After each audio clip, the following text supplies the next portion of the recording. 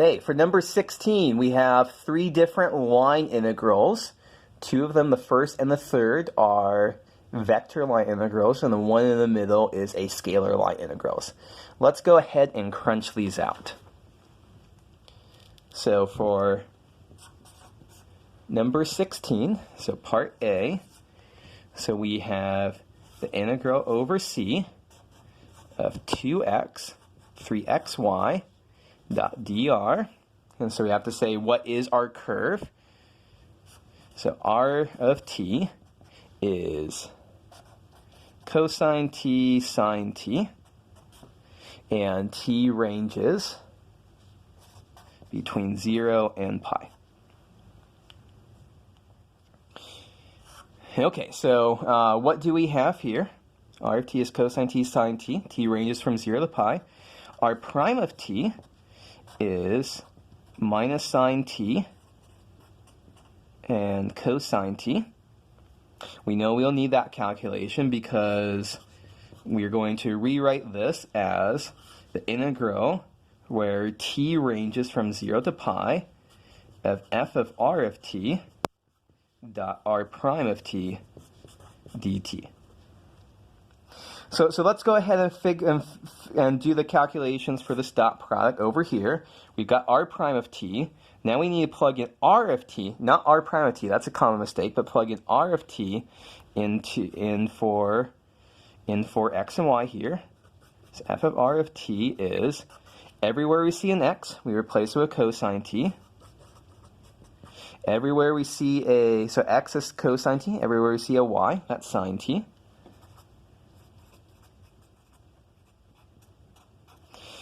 Now let's do f of r of t dot product with r prime of t.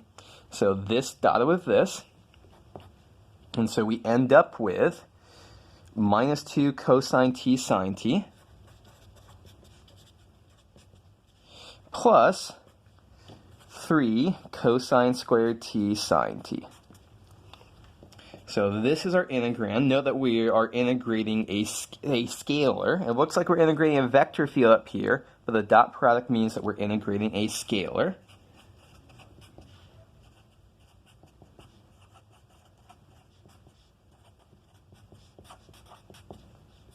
So this is the calculation we have to do. At this point, I could stop, but I think there's an instructive example here. Let's factor out a sine t. Let's factor out a sine t.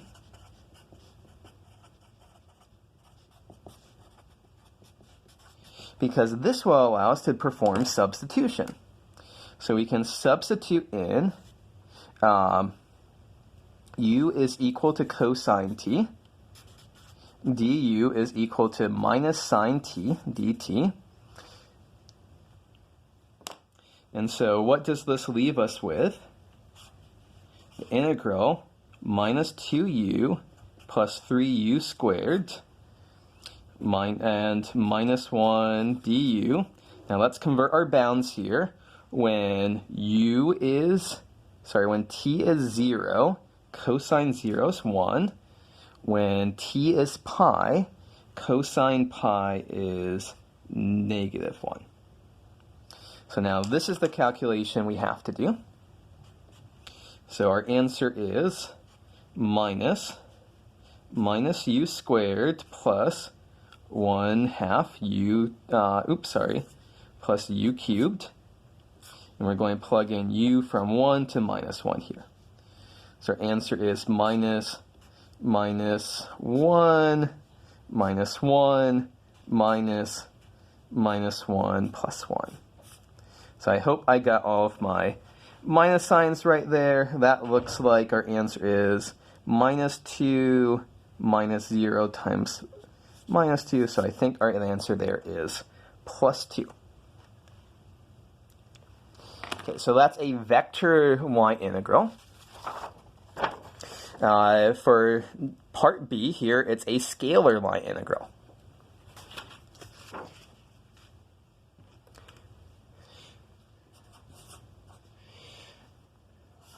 So the integral over c of x plus y plus z ds, where c is parameterized by r of t, is t squared, and 2/3 t cubed, where t runs between 0 and 1. So what we have to do for scalar line integrals is that, so again, t is running from 0 to 1. We have to substitute in r of t into our integrand, and then we multiply by r prime of t, but instead of doing a dot product, we're multiplying by the magnitude of r prime of t. So we've got two calculations to do off the side here. We need to find the r prime of t and then r prime of t, and we substitute in r prime of t and then the magnitude of r prime of t, and then substitute in r of t in for f.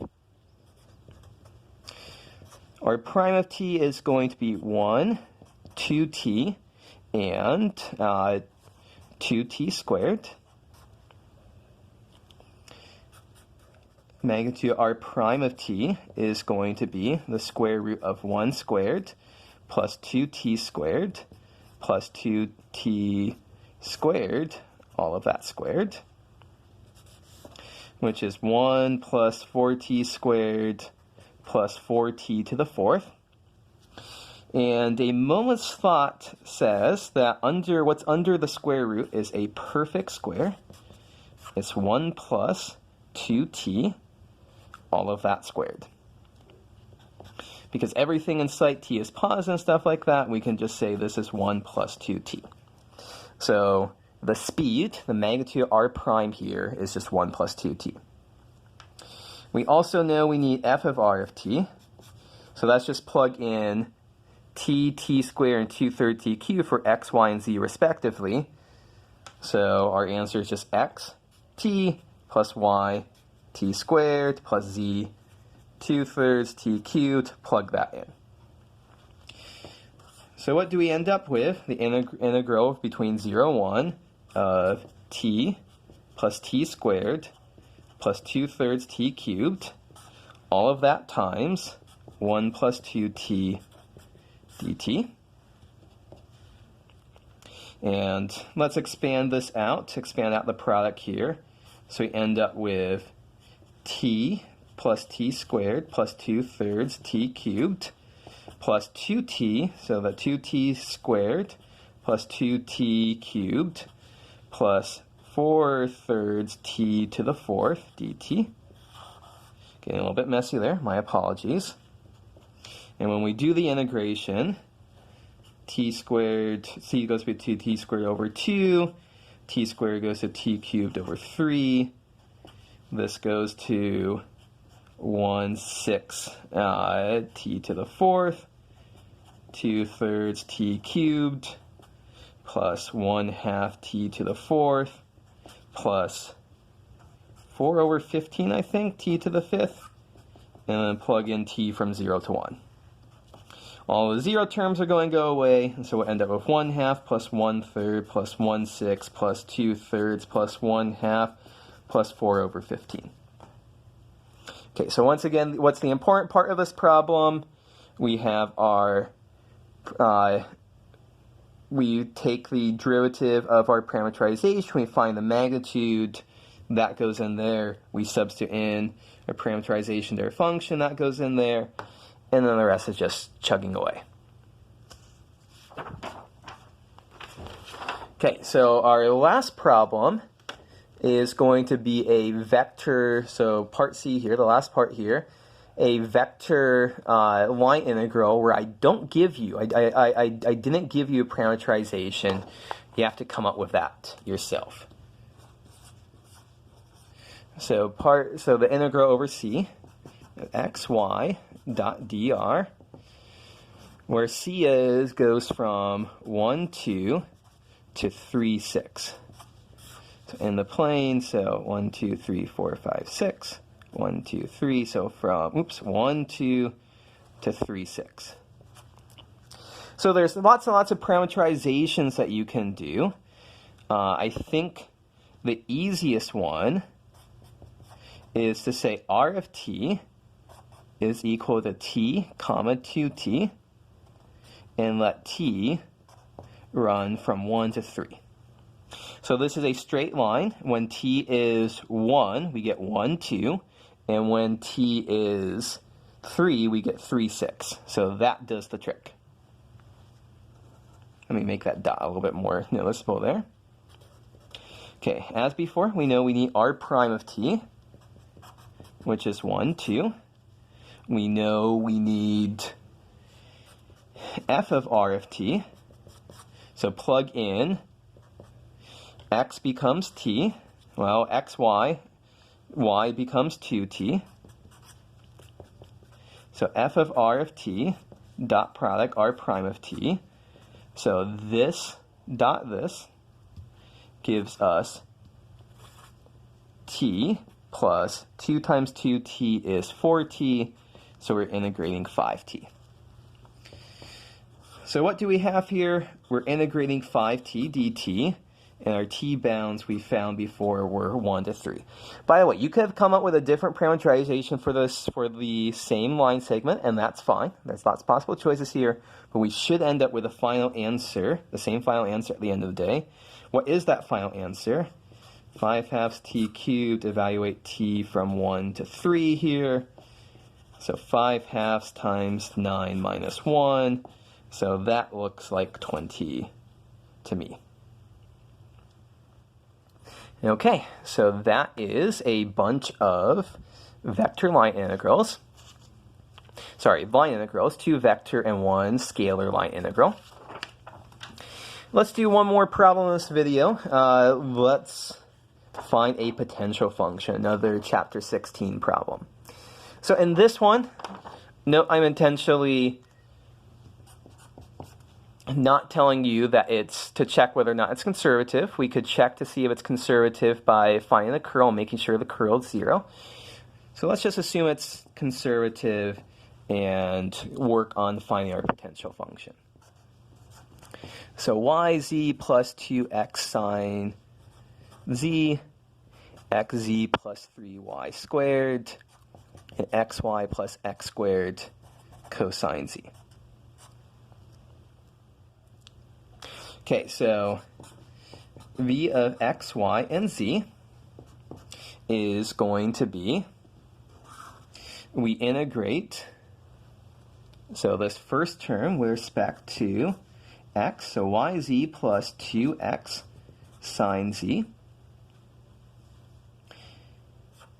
dx, and we end up with, so xyz plus x squared sine z plus some function that depends on y and z perhaps, so c1 of yz, but doesn't depend on x. It's a constant with respect to x. V of x, y, z are potential function. Now we integrate the middle term with respect to y. So xz plus 3y squared dy.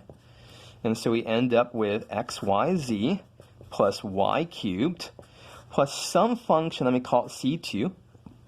I want to make sure that those that you use different letters. If it's poor notation, I say c and c.